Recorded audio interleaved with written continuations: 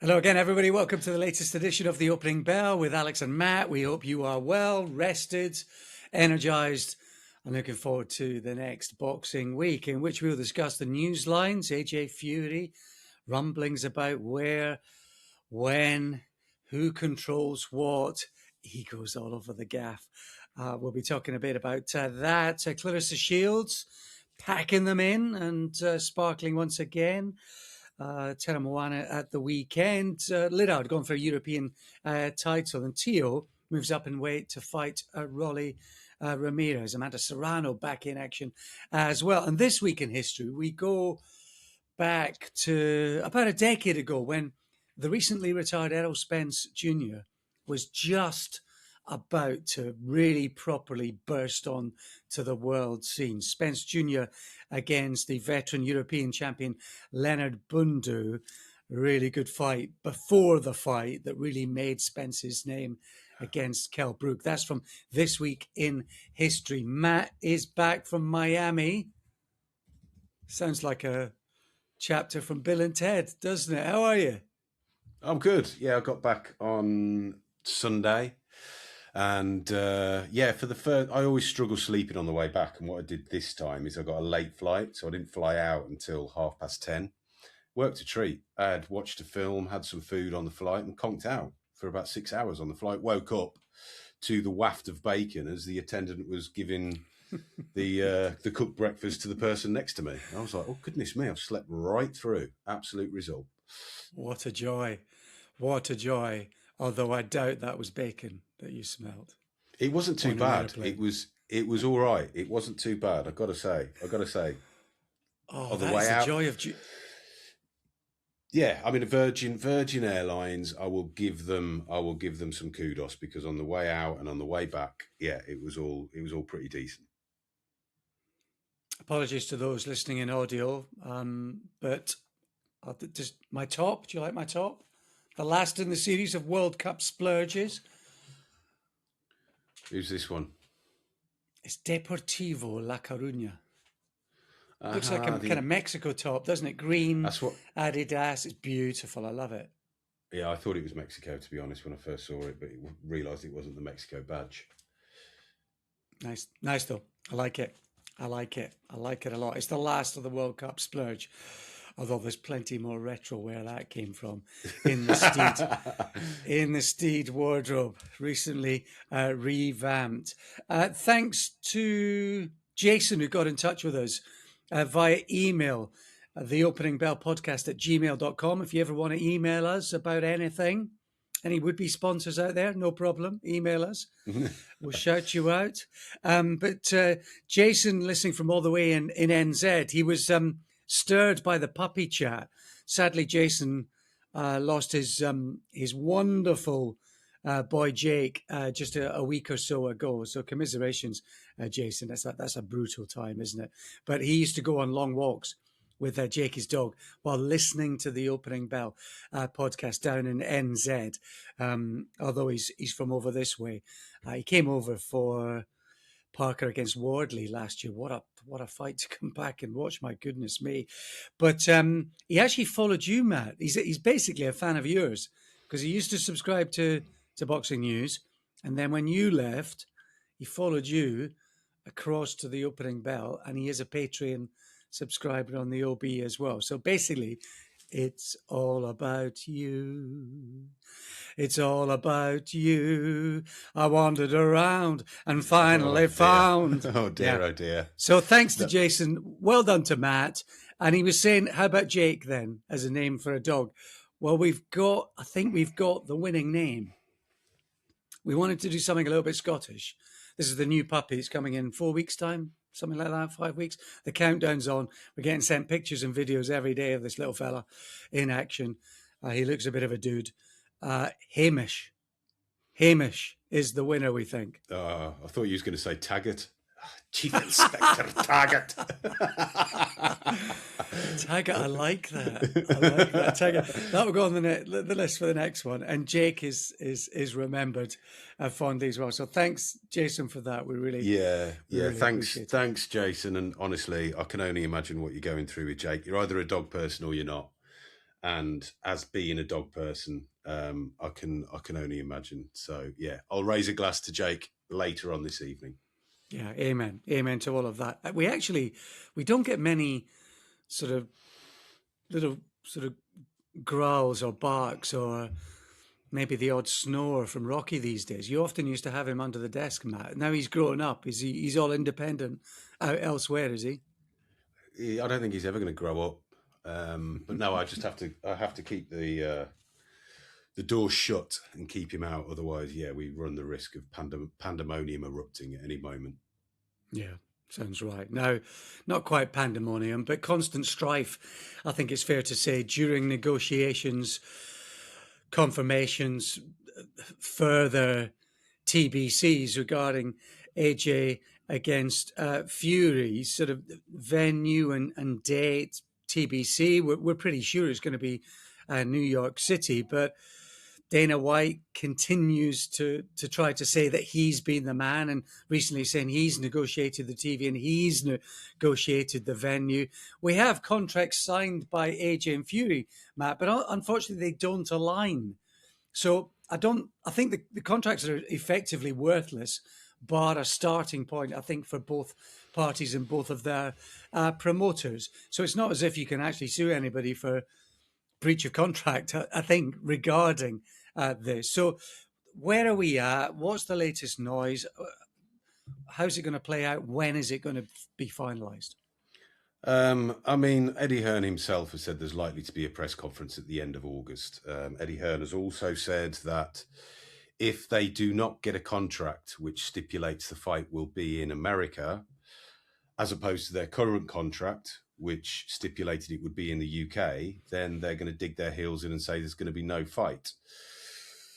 I have been told by pretty much every other party that it is set for New York, Madison Square Garden, November the 20th. And the problem with all of this is that the contracts did not match, which when there's only two people involved seems bonkers to me, in that Tyson Fury signed a contract that didn't say it had to be in the UK, signed a contract with a different date to AJ's, and AJ's contract said it had to be in the UK, and the fight would be at a different point to what Tyson Fury had signed for. So they were kind of opening up themselves to the all mother of headaches, which is what we're now going through. Dana White at points has said, I'm in control of everything. I'm going to be the promoter. He now came out the weekend, admittedly when asked, he's not standing on a pedestal saying this is what I've done. He was asked after a UFC event and he said, I negotiated the TV deal with Netflix and I have negotiated the venue. He didn't go as far as to confirm that it was New York's Madison Square Garden, but that is essentially what everybody is saying behind the scenes. My personal opinion on it is there is an awful lot of money on the table for this fight. A contract will be presented to Anthony Joshua. The problem that Joshua's got, as much as we can say that he has all the power, he does have all the power, so he could take a stand here and say, no, unless it's in the UK, the fight will not happen. That will probably occur because every other party has agreed that it will take place in America. So in order for it to take place in the UK now, everybody else involved, bar Anthony Joshua, has got to come to that agreement. One would think that being as though it's just Anthony Joshua digging his heels in, he will release his grip and he will say, okay, let's go and do it in America. We don't need to have the conversation again about the lunacy of this fight taking place in America when it's two British heavyweights who have built their careers in front of paying British fans. It would be a monstrous event in the UK. But if the only option is, due to Turkey El Sheikh and Netflix dictating terms, if the only way we can get this in the UK would be at Wembley Stadium at something stupid like 3 or 4 o'clock in the morning, just take it to New York. That's just nonsense. It's unworkable. It's as much a kick in the teeth to the British fans as anything else. Just go and get it done in Madison Square Garden. Let's get this saga over and let's focus on the next generation of talent coming through so we can focus on something other than this fight. I'm not saying I'm not going to watch it. I'm interested in it. I really am. But goodness me, it has hijacked the interest in the sport over the last 6 months. Are you almost as a, well, partly just as a fan, as a neutral, partly as someone who loves boxing and has the future of the sport in mind, does a big part of you really want Moses to go and grab his fight with Ergovic by the scruff of the neck in a few weeks' time, make a big statement, maybe start to get people talking, maybe get you and us to start thinking about what the roadmap and what the future looks like. Well, this is the other thing, and this is something that you can think about as kind of perhaps a positive, that Joshua and Fury will be fighting out in the States, is that we can focus on the development of Moses Itauma over here in the UK. He can generate all the attention in the UK, and I think it might start with a big performance in just over a week's time. How would you, Matt, if you were playing promoter, if you were playing sort of manager, how would you go about making him a star and maybe dragging boxing with him? Because you know what it's like, that when there's a heavyweight king that can transcend the sport. How would you go about making him a king beyond just the borders of being the champ in that division?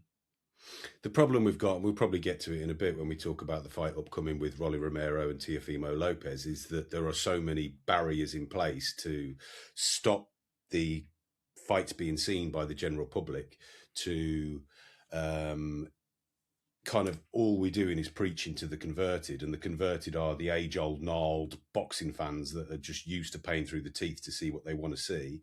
Until something changes in that regard, I think it's going to be very, very difficult for a fighter like Moses Itauma to generate the interest that even Anthony Joshua did or Tyson Fury did a decade ago, because of the platforms that they're on. Moses Itauma will be behind pay-per-view. And how many people are actually watching that? How many people are paying for that? How many people are going to be able to find it? That, to me, is what I would look to change. But as I know from spending time with certain people over the last week, that you can come along with all the good ideas in the world. If you can't convince people like the broadcasters, like the puppet master Turki Al-Sheikh, to change the way they think and to change the way that boxing is exposed to the world, I think it's going to be exceptionally hard for any fighter to be a household name in the near future. Yeah, and interestingly, I think Johnny Clark, who's been putting on those amazing top tier shows that have almost sort of big show glamour at a much sort of small hall venue level, but giving the big build up, the pre-fight pressers, the lights, and a little bit of glamour for fighters, a level of show that wouldn't normally have that. Now, I haven't spoken to Johnny in a few weeks, but I think his autumn show in October might well be his last one. And he's been putting those on DAZN. Now, he's getting, I don't know enough of the details, so maybe I'm slightly speaking out of turn, but I think money has been an issue, and he's not been really getting enough of that to even cover the production costs. And when you think that DAZN are giving millions or billions to Eddie Hearn and Matchroom, for example, and spending those kind of figures elsewhere, it seems strange when they're striving for content that they couldn't even reach into the pocket and get 20 grand a show or whatever it is that would be to cover the production costs for a show like that, bringing through young fighters that could be their stars of tomorrow, and providing a feeder as well for both Matchroom and Queensberry, who have had fighters who have appeared on those top tier shows. So as a neutral, I mean, I've been commentating on those shows, but as a neutral thinking and looking at it from around the fringes of the outside stroke inside, I am slightly surprised at that. And I wonder what that speaks of, Matt, really, because that's a worry. Steve Goodwin has gone. The Goodwin family have gone effectively from that small hall circuit show. You've seen plenty of others fall by the wayside, bit by bit. And now if Johnny Clark is another one that's going to go, given what he's done and put into it over the last few years, that's a bad smell for boxing at grassroots level, which leads me to another question I just think about now, Matt, and that is, would it be better for the sport?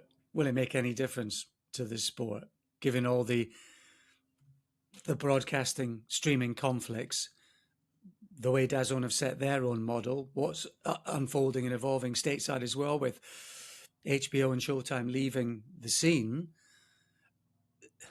would it be better for boxing if the Saudi experiment moved on, left Zuffa to their own devices to fight on their own feet, and everybody else maybe to try and move in whatever direction? Do you think, what would that future look like without the Saudi money?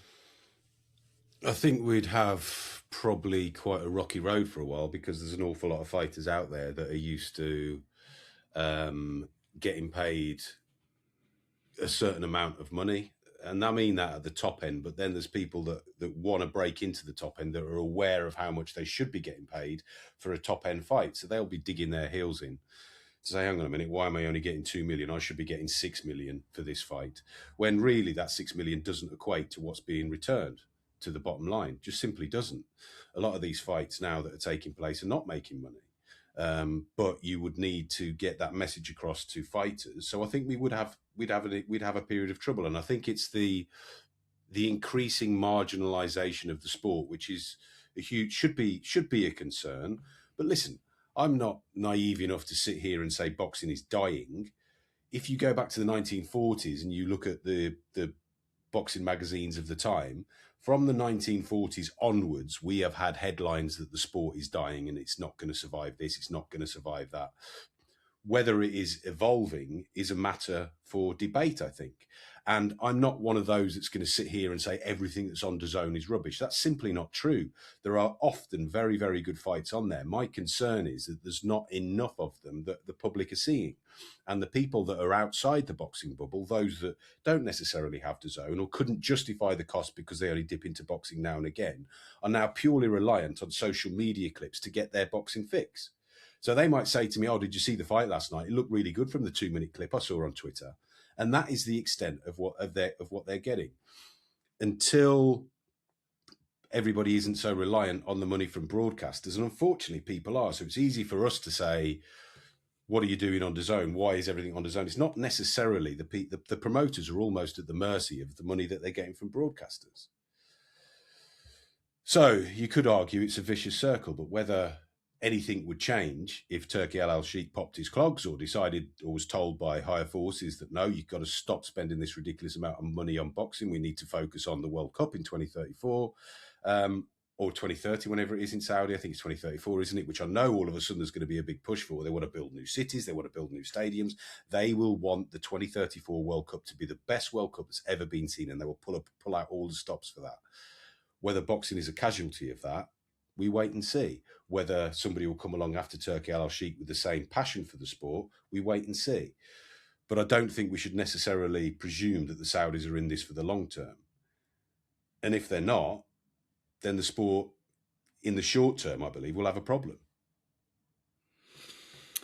Okay, I'll send a message to Johnny. We might do it, either get him on as a guest in next week's pod, or do a sort of special pod on that sort of local small hall scene, and maybe really get some chat about the nuts and bolts of what it's like, what the figures look like, what the hassle and practicalities are of putting on those shows. I think that might be really interesting, just to get the magnifying glass on the sport at that grassroots level. So I'll try and get onto that in the next few weeks, and maybe we can do a deep dive into that. Let's just stick briefly with Zuffa, Matt, because did you want to make a point?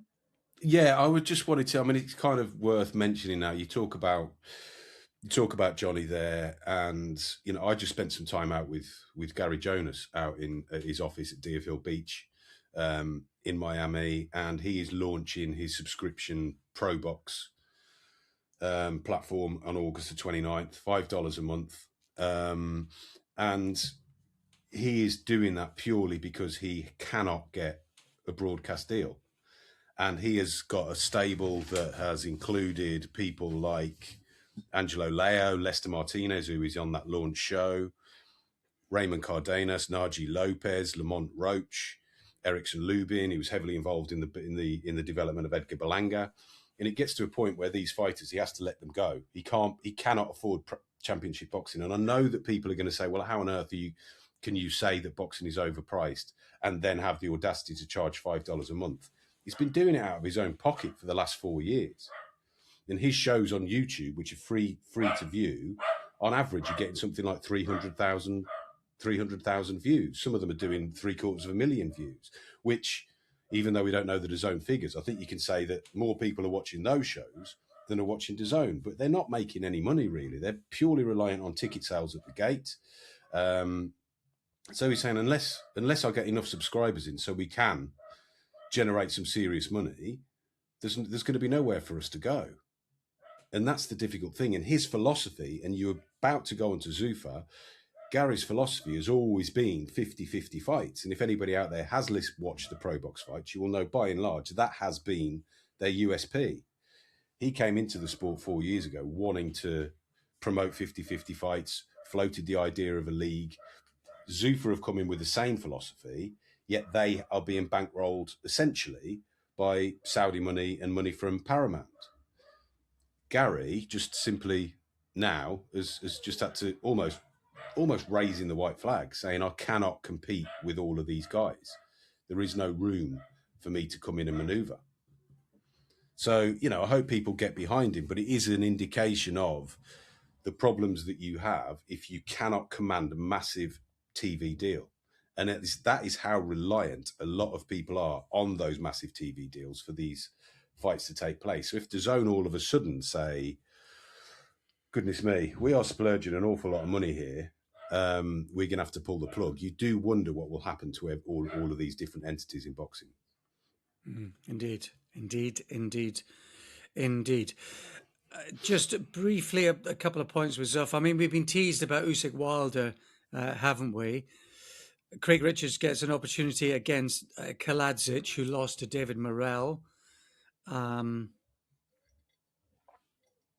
Kaladzic, who was losing to Vojdik before he found a punch to turn it around. And Vojdik has now been dropped by Zuffa. Is that just sign of times, that's boxing, or is it more a reflection of the ruthlessness of Zuffa as an entity?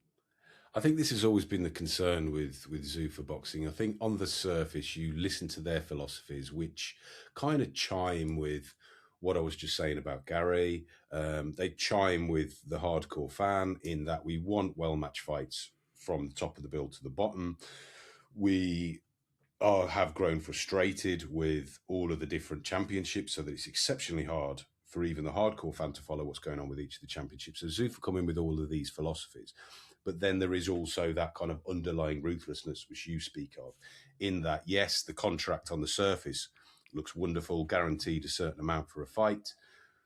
But really, it is their discretion that if you lose a fight, we can cast you off at any moment.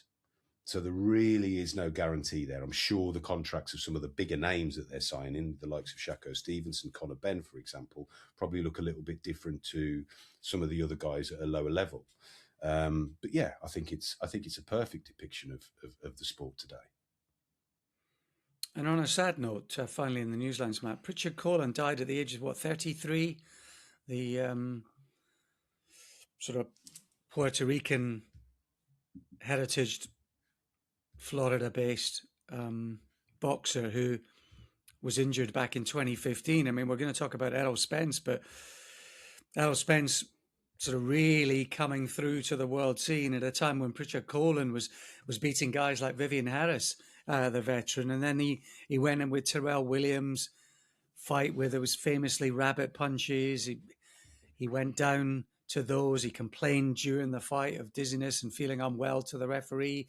Between them, they cobbled on, and eventually he collapsed afterwards, was in a coma, was operated on, made a limited recovery, but never regained his speech properly.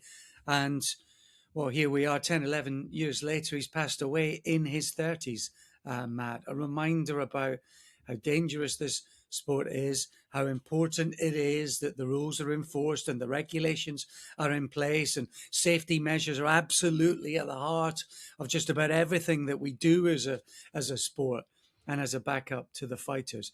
Really sad tale, this. It's achingly sad with what happened to Pritchard Colin. It really is. And it's a long time ago, that fight with Terrell Williams. It seems like a lifetime ago to me, 2015. And, he's essentially been unrecognisable. Not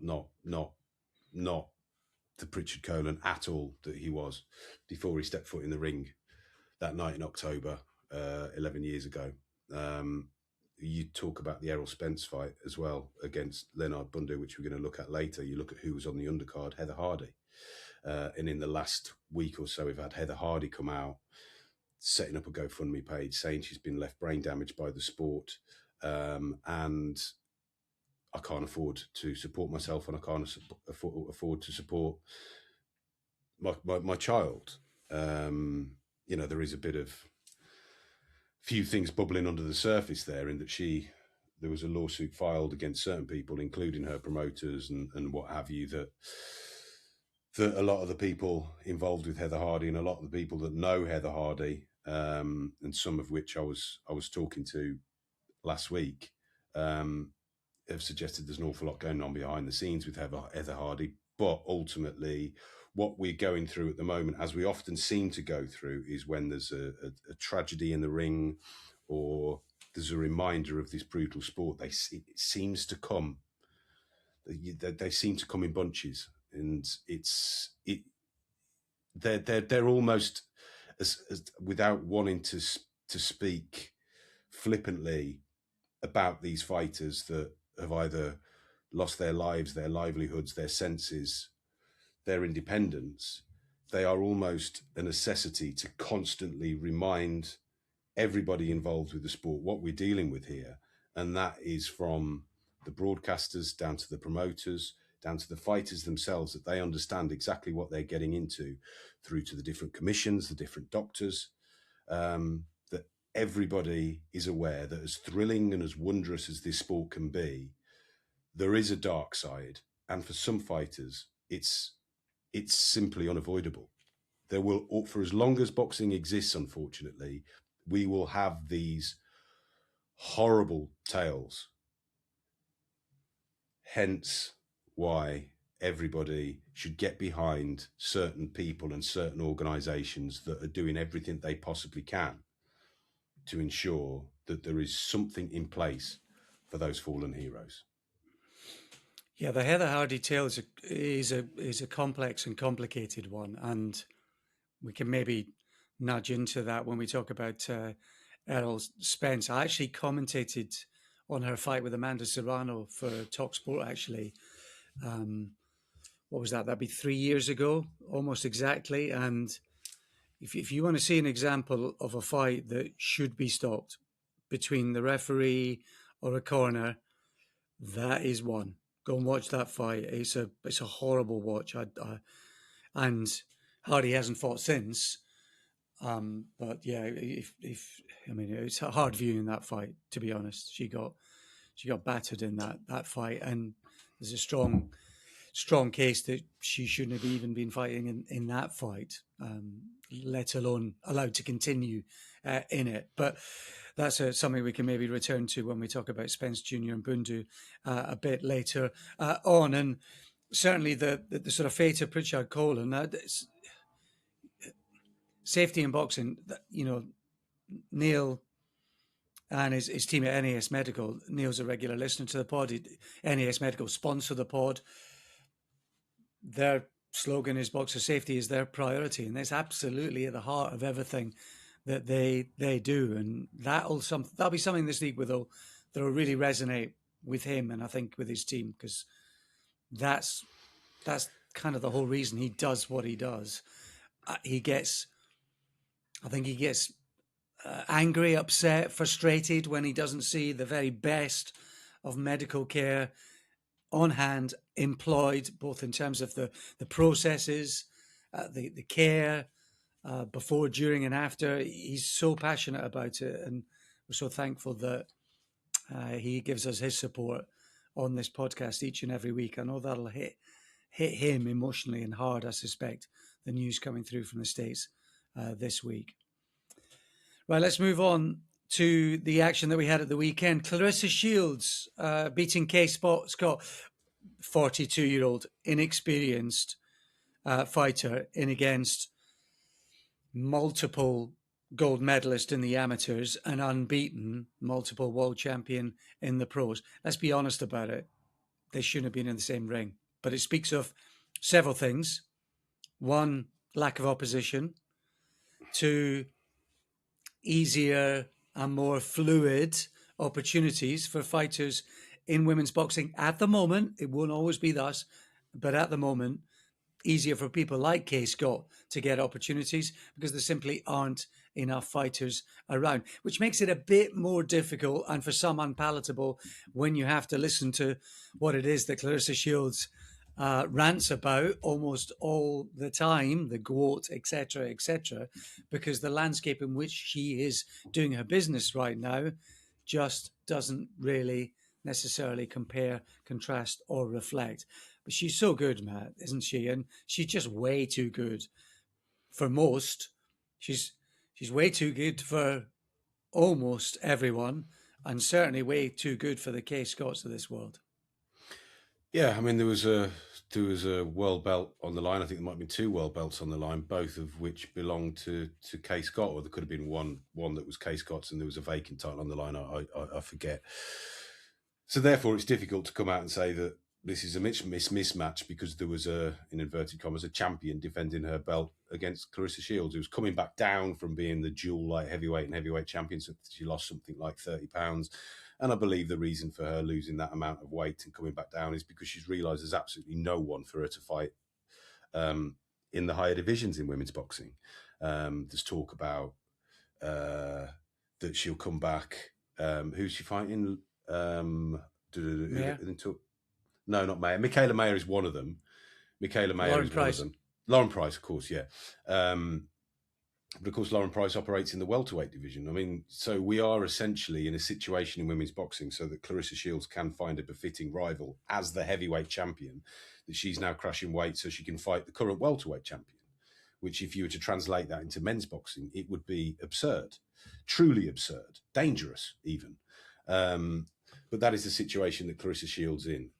I don't doubt for 1 second her ability. She is a truly generational talent. She is a brilliant fighter, and it's not her fault that she's a little bit bigger than most of the rivals that could create the super fights to take women's boxing to the next level. But she is lacking in rivals, and this fight with Kaye Scott, I'm sorry, was a horrific mismatch. Oh yeah, it was. But as you say, Scott had the belt, so she was entitled to defend them. And yeah, absolutely. In terms of ability, pure abilities, it was a mismatch. Claressa Shields really went after it, didn't she? She was digging her heels in, Matt. She was standing her ground. She looked a bit wild through the early rounds, didn't she? She was missing wildly, and she was so keen to get the job done. And ultimately she did. I mean, Kaye Scott had a huge lump on her head, didn't she? As early as the first round, they did well to control that. But ultimately, she just was not good enough to cope really with someone as talented as Claressa Shields. And I think really Claressa is a study in two parts, Matt, isn't she? She's a study on the journey of the women's game and the landscape as it stands. You know, you and I have been champions of the women's sport. Our reaction, I think, to Katie Taylor, Amanda Serrano will probably go down in Opening Bell podcast history, won't it? For our love of that particular fight. But you have to be honest as well. You've got to be objective, and you've got to be more neutral than someone like Claressa Shields is about her own standing in the game. And it's fair and it's okay to say that because they will get there. It's just a fledgling business. It's a fledgling sport. It's new. They were only in the Olympics, the women in 2012. So it's going to take time. It will get there. It will get there, just not soon enough, maybe, to provide enough of a challenge for people like Claressa. So she's a kind of comment on the journey for women's boxing. It also reminds me the importance of making the fights while you can. And it's just the biggest shame, isn't it, that between them, Claressa Shields and Savannah Marshall didn't fight 2 or 3 times. I mean, why that didn't happen, again, is just both a mystery and a bit of a crime, really. in a sport where challenges for her are so thin on the ground. That was an absolute maker. Yeah, it is a shame, and I think, you know, we as you have just pointed out, when those fights are well matched, 10-2s, I think, is a superb format, to the point that I think I'd happily see it in men's boxing. I know I am out on my own with that. That would be, people would lose their minds, but it does demand that high energy kind of combat that is almost guaranteed to entertain if the fighters are well matched. There is still just this almighty chasm. And I think the case of Claressa Shields, in that after every single fight, or before, even before the fights, there is constantly chitter chatter about Claressa Shields coming over and fighting a man. And I've seen it again over the last few days. Should anyone think that is a good idea, they should have all privileges in boxing taken away from them. It would be a horrible idea. I know there's been some interest in it when people have done it in tennis in the past. Claressa Shields against a male fighter, I don't care who the male fighter is, and I'm not saying that the male fighter would necessarily win, depending on who the male fighter is. Let's not go down that road. It is the last thing the sport needs. Yeah, absolutely. And the other really interesting thing about Claressa Shields is that she's really starting to sell in the States. That's back-to-back venues with big crowds, around sort of 15, nearly 16,000 there this time. I think it was about 17,000 the time before that, Matt. That is amazing. And it just goes to show, a bit like when we talked about that all-women's O2 bill, when Michaela Mayer came over, when Baumgardner came over, when Savannah Marshall and Claressa went at it a few years ago, take two in that one, that the crowd was there, the atmosphere was different, the kind of people that were going to see it was different as well. There is a marketplace for these women, and it is amazing to see her now selling, and it feels like something is happening there, and it feels like that's going to continue and grow and grow. And what I did like, because I think there'll be plenty of people who don't particularly buy into the bombast of Claressa Shields, although there's plenty of that in the male side as well. There's a little bit of the kind of Mayweather, a little bit of maybe recently, dare we say it, the Conor McGregor. Not everyone likes that, but I've got to say, her post-fight interview, I really enjoyed. And I think that's one of the first times we've got to see a more natural and human side to Claressa Shields, and actually objective and a bit more on the money in terms of herself, the sport. She was talking about the event and the occasion. You could really see what it meant to her, Matt, that so many of these people were coming out to see her. Forget who she was fighting, forget what it took to win. You can see what it meant now that she realizes what it is that she's building. More importantly, she's realizing that she's starting to be appreciated. That must be amazing. And I thought we saw a different side to Claressa Shields for just about the first time. Maybe those closest to us, the Dimitri Salitas of this world, maybe they see it. Her friends and family, her boxing friends. Terence Crawford was there. Mayweather was ringside. Shakur was ringside as well. She's getting on it, Matt, and we saw a slightly different side to her in that post-fight interview. Yeah, I've interviewed her a few times. I've interviewed her over the phone. I've interviewed her in person. I've kind of seen her at, say, the Boxing Writers Awards out in New York. She's not this loudmouth, bombastic character 24/7. Very, very respectful at times. She's got it in her to shout about herself, probably for a long time, because nobody else would. So she isn't quite the social media persona that many people presume she is. But yeah, I mean, to get that many people inside an arena, 16,000, that by and large the majority would have paid to get in there is a fantastic achievement, and that she had people like Floyd Mayweather there as well at that event, and there was kind of a few others that were there. It does all tell you that the Claressa Shields story has been a good one. It is just a shame that she's come along at this point, because women's boxing as we know it is in its infancy, whereas someone like Katie Taylor has had the rivals along the way to prove her greatness. Claressa Shields, though she's got a ludicrous amount of championship belts, has struggled to find befitting dance partners nearly every step of the way. And of course, Katie coming up in a few weeks' time at Croke Park. Tera Moana with a nonsense of a fight against DeAndre Savage, who's got to be the most poorly named heavyweight in boxing right now, I think. He was stung by a right hand, and then the one that put him down. I mean, yeah, okay, mate. But Tera Moana, he's got a little bit of the Tyson Fury about him, and Eddie's getting excited. To be fair, Savage had gone 10 rounds with a prospect previously, so he has done it before. You can see what the matchmakers were doing, but ultimately they were left with a bit of egg on their face with that one, because it looked a bit soft. But Tera Moana, nice prospect, isn't he? He's a nice prospect, but all those around him are getting a bit carried away. He's a nice prospect, likable, does everything right against this level of opposition. Eddie Hearn himself has said now it's time to step up.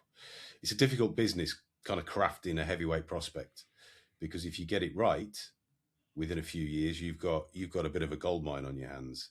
But you do have to get it right. You do have to tread carefully during these early days. But I think Tera Moana has now proven that he's ready for the next level. No point whatsoever getting overexcited about him until that opposition level has been raised. Yeah, exactly. He's quite loose.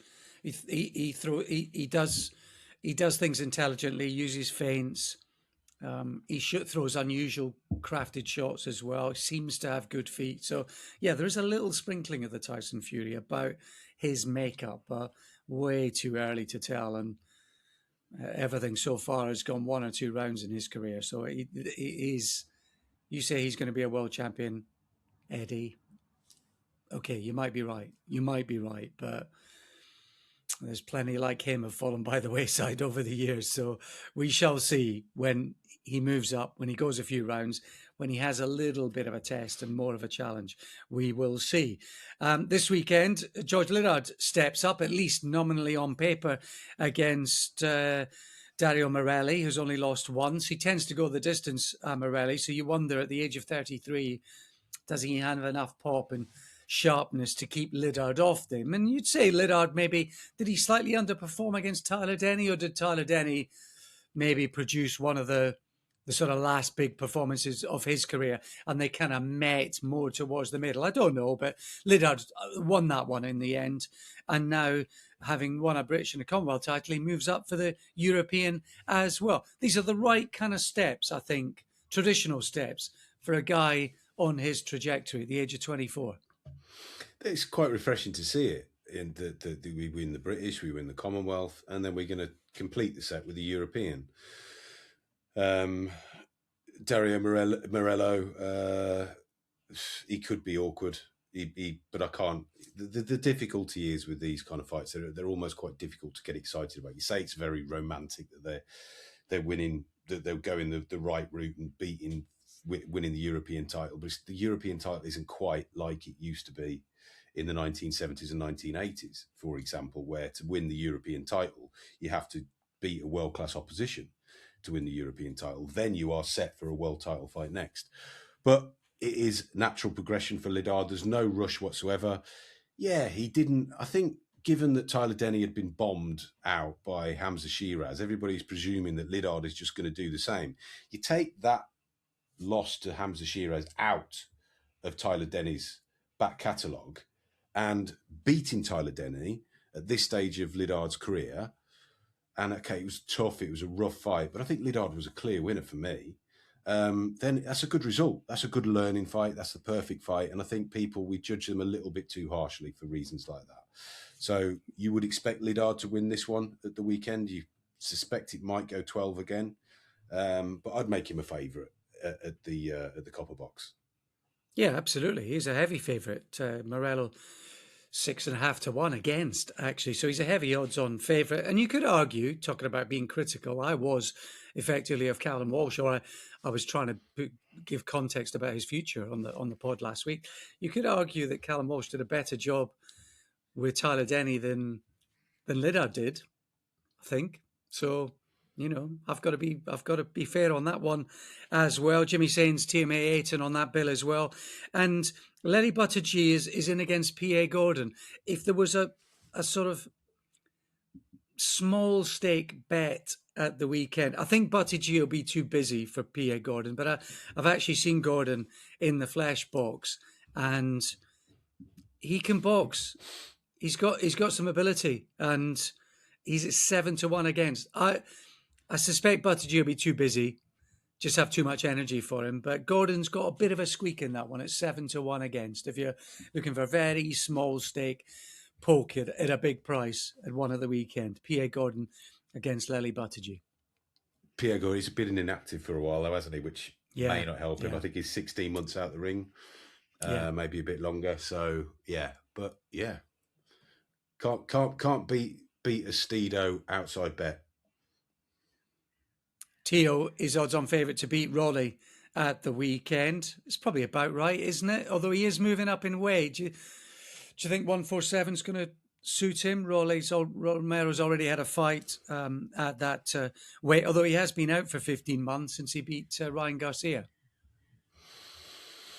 Yeah, I think Teo should be the favourite, and this is the thing, isn't it? Teo's coming off a loss. Romero hasn't fought since, was it last February, is it? When he beat Ryan Garcia. It's a good fight. I really like this fight. Got nothing against this fight. I think all the criticism about this fight is the fact that it's a pay-per-view bill, which I think we touched upon when it was announced. And DAZN have now got this model where they have to provide a certain amount of pay-per-views every year, which is ludicrous that you can guarantee that many before the year's even started in this sport. To me, pay-per-view should be a case-by-case basis. If this is a good enough fight for it, where we can seriously generate millions watching it, then yeah, of course, stick a price tag on it. If not, all you're doing is harming the sport. I'm aware I have been, on my soapbox in this episode, I'm aware I've been negative. It just so happens that a lot of the subject lines lend themselves to negativity. Back to the positive, as a fight, I like it because it isn't, I'm not convinced, for example, that Teo will win this. Teo Lopez has shown us some wonderful skills over the years. In certain fights, though, just in little pockets of his career, he's shown us those wonderful skills. There have been other times where he's looked ordinary. There's been other times where I felt he's been exposed against Stevenson at the highest level. With Romero, again, kind of quite unpredictable. You have to take him to be as good as his last fight. And it wasn't the best fight in the world, but he was too good for Ryan Garcia on the night. Dropped him early. Garcia never really recovered. And Romero was a handy winner there. So if Romero has beaten Ryan Garcia, who is regarded as one of the top welterweights in the world, then Romero, by association, must be a better welterweight if that's his most recent fight. So it's a good fight that everybody should be able to see, frankly. Oh, I agree. It's not so much they've made a rod for their own backs; they've made a rod for boxing fans' backs. With that, I think it's such a poor decision, that subscription model, and unfortunately, they're forcing themselves into a corner, and they're forcing boxing fans into a corner, and they're squeezing the sport into a corner where less and less people can actually watch. I think it's a horrific decision, and we're paying for it in both ways. You're paying for it if you want to see it more, and you're paying for it in other ways because the sport is getting hurt. Yeah, I absolutely agree with that. Amanda Serrano's in action this weekend. It's kind of a Claressa against Kaye Scott fight to an extent, although she's up against an Argentinian who's bounced back with some wins and has a better level of form than Kaye Scott, in truth. But Serrano on a roll since she lost, inverted commas, to Katie Taylor again, and big fancy to win that one. That's on Friday in California at the weekend. She's been one of my favourite fighters. She the last has, 10 and years, Serrano. She's tremendous. there's Tremendous. no. But go, Matt. Sorry, there's no doubt she's at the end of her career, and this would appear what you might call a gimme. Over 12 rounds, 12 twos. What MVP are doing here is something quite interesting in that it's on TikTok Live. So I wouldn't be surprised to see some headline numbers being churned out by the MVP social media channels this time next week. Yeah, well, we'll deal with that because that could be an interesting development. So that's Serrano against Mansour this weekend. Coming up next, it's This Week. And this week we take you back to the 21st of August 2016, Coney Island, for New York native Errol Spence, who was born on the East Coast before moving as a young man to Texas. And it was the Texas drawl that was very much evident in the speech patterns of Errol Spence, who at the age of 26 was unbeaten in 20 with 17 KOs against the familiar to European and British and Irish boxing fans in particular, Leonard Bundu, who at the age of 41 had beaten several named British fighters. I was ringside for his fight against Frankie Gavin. I remember that one when he was defending the European title in the Midlands for the sixth time. Before this, he beat Lee Purdy as well, stopping him late in round 12. I remember all of that. I remember the ferocity and the passion and the energy of Bundu, particularly in that Gavin fight. He could be a bit of a handful, Matt. Yeah, well, he could, yeah, and we were familiar with him. I mean, I feel like I was either the Gavin fight or the Lee Purdy fight, but I might not have been. It's all a bit of a haze back then. That was when I was at an event every weekend. And I think it was those wins which were kind of elevated Bundu to a point where he was fighting in an eliminator with Errol Spence. And it was interesting to watch this. I watched kind of the PBC broadcast, and it does take you back to those kind of heady days where we are just in the throes of this Al Heyman takeover.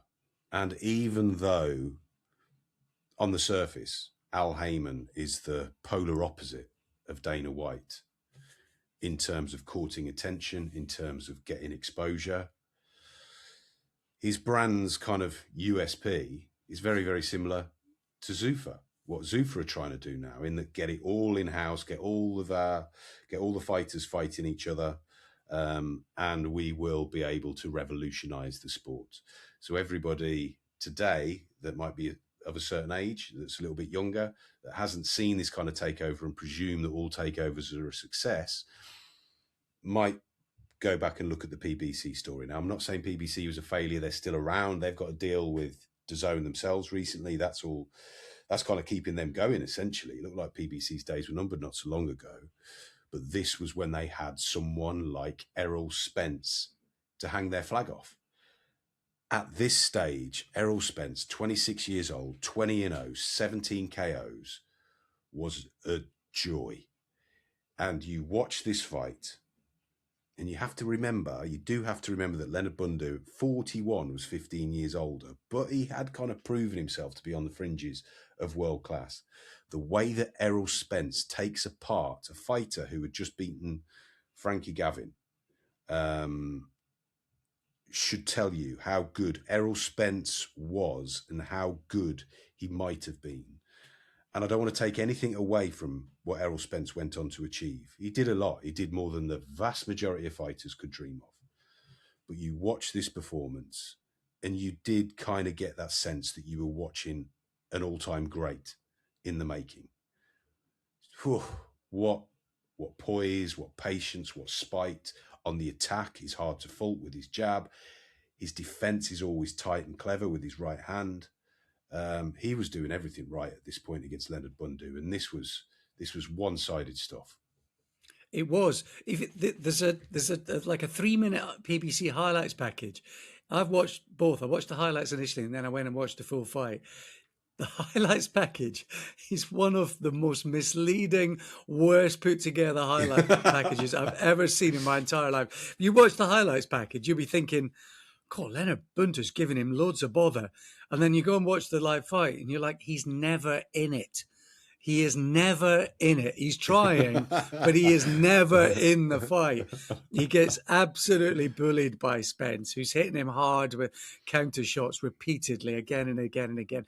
Like you, this fight, and because Spence has just retired, over the last sort of few weeks, I've gone down a bit of an Errol Spence rabbit hole, and I think because I was so immersed in Box Nation around this time and so busy with the Box Nation experience, do my own show every week, going from city to city, it was so sort of all consuming that I think it was difficult for me to really have favorites and to have fighters that I just followed, because the last few weeks, going back through the back catalogue of Errol Spence, I love Spence. He's my kind of fighter. And two different versions of Spence. This is different to my favorite Errol Spence, which is the bullying, front foot, high guard, slide into range and hurt you without you knowing that he's getting there. That's my favorite Errol Spence. I just think he was brilliant at that. Slide foot into range, bully, jab, body shots. I just love that version of Spence. This is a different Spence. This is Spence throwing wicked uppercuts and body shots off the back foot, with Bundu trying as best as he can to be energetic and to ask questions. This is a different Spence, but it's an equally as effective, hard-hitting, difficult to beat Spence, right probably in his pomp, Matt. Oh, yeah. I think giving forewarning of his pomp, it's hard to fault him. I think he gets better, doesn't he? He gets better. Mikey Garcia, Porter, Danny Garcia. He's going to go. That's after Brook. Brook's coming up next after this. He is just about to get into fifth gear, isn't he? Oh yeah. He's got his hand on the gear stick. He's just ready to drop. And also, what this reminded me of was what a good effort Kell Brook gave against him in the next fight. Now, watching that fight, Brook against Errol Spence, you always sensed that Spence was a bit too good, but Brook was taking rounds. And let's not forget that Brook had just come off that hellacious, rather ill-conceived expedition to middleweight when Gennady Golovkin kind of caved a chunk out of his skull. And Brook went straight into Errol Spence after that. And I think those two fights essentially were the end of Kell Brook. But yeah, this fight against Bundu was Errol Spence saying to the welterweight division, this is what you're going to have to deal with if you want to rule at 147.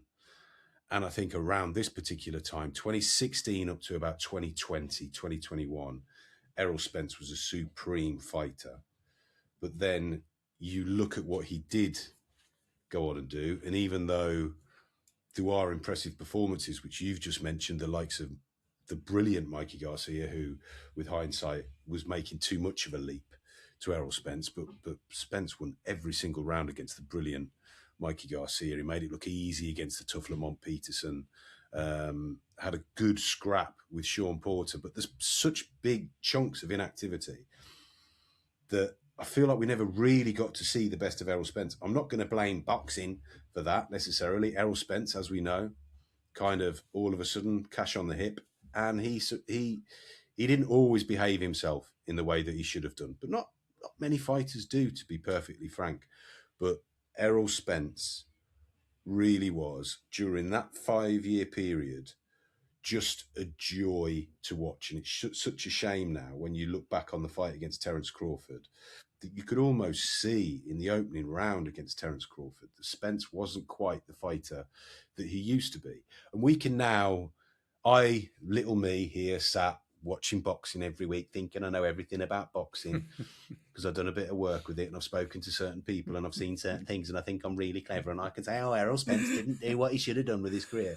But ultimately, Errol Spence, judging by his most recent performance against Tim Tszyu, is damaged to a degree. So perhaps we should be thankful that he didn't get hard fight after hard fight after hard fight, because you see him interviewed in the build-up to Tim Tszyu and after Tim Tszyu. His speech isn't the same as it was after Leonard Bundu. I'm going to be brutal about that. It's not. There's some kind of something going on upstairs with that for his speech to be like that. You look at the way he's trying to work his feet against Tim Tszyu, and although he had success at times in that Tim Tszyu fight, everything that we saw there was a fighter who has been damaged by the sport in one way or another.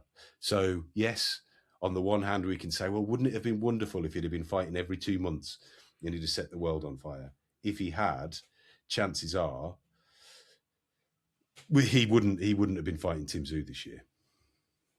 Absolutely right. And if you've got fears about boxing having affected Errol Spence, the career he had and the kind of fighter he was and the kind of fights he was in, if it's affecting him, then there's so many and such a long list of fighters who should be worried about about the future. Absolutely right. And we probably talked already about a few of them this weekend or in this week's pod, to be absolutely honest about it. But he's tremendous at this time. I must admit, watching this version of Errol Spence, I think the front foot slide into range, Errol Spence working behind the jab, hurting you to the body. I think that version of Errol Spence has a chance, and a good chance, against Terence Crawford. That very best version of Errol Spence, I think, has got a right chance against Terence Crawford. This one is just a bit too loose, and I think Crawford picks him off. But it's a shame we just didn't get to see the best version of Spence against Crawford. I fancy Crawford probably does always just win, but it would be a different fight and a better fight.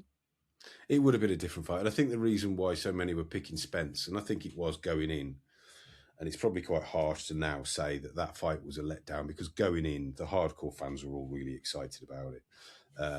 You would have as many people picking Crawford to win as you had Spence to win it. But I think a large proportion of people that were picking Spence to win it was due to performances like this and those that immediately followed it.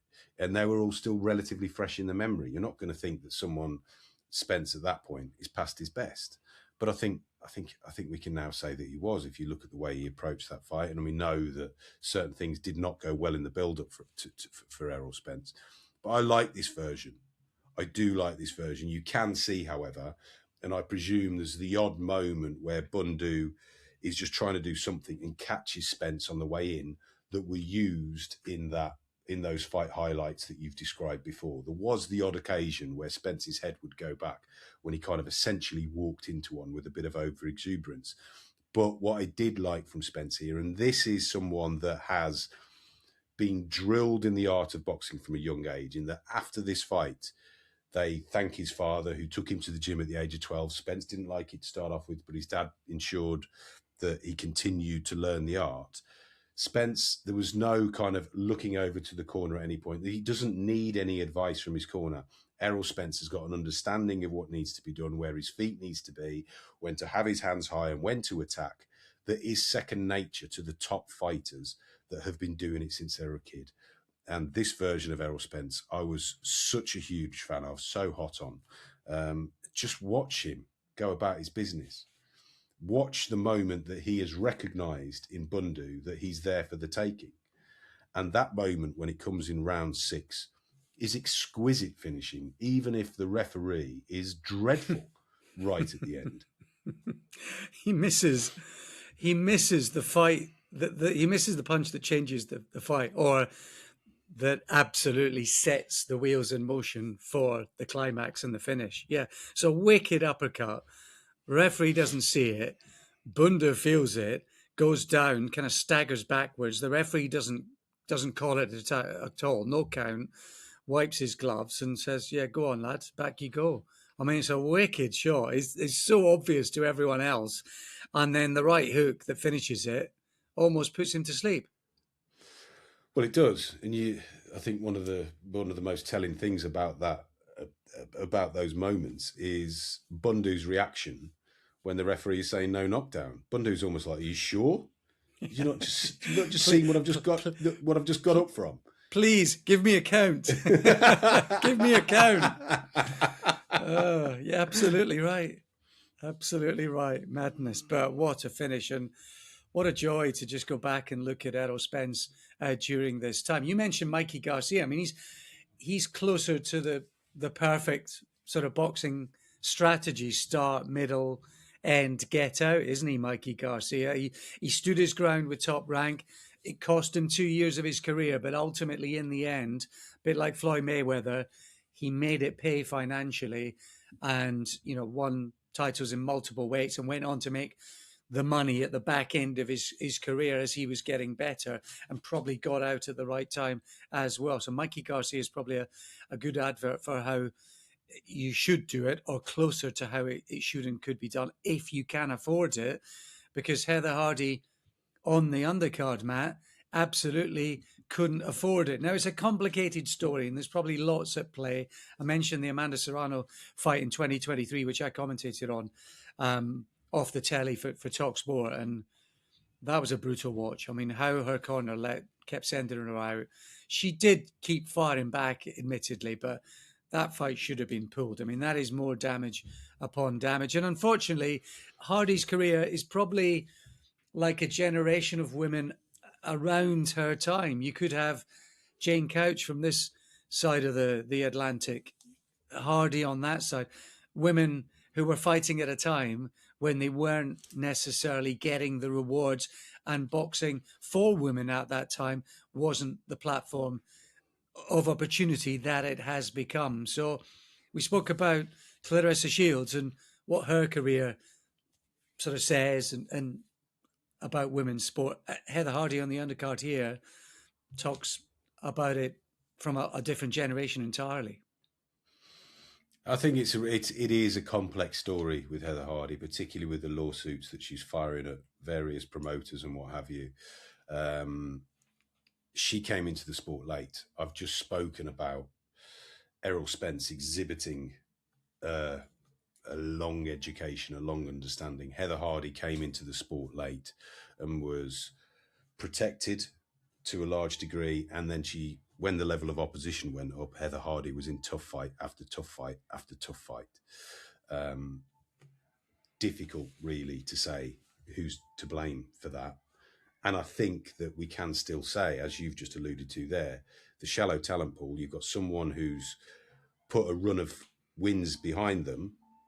Therefore, because there's not, contextually speaking, there's not that many boxers that are world ranked and are going to be in the top 10. Heather Hardy finds herself in the top 10, and before long she's out of her depth. But because she's so marketable, she keeps getting chance after chance after chance.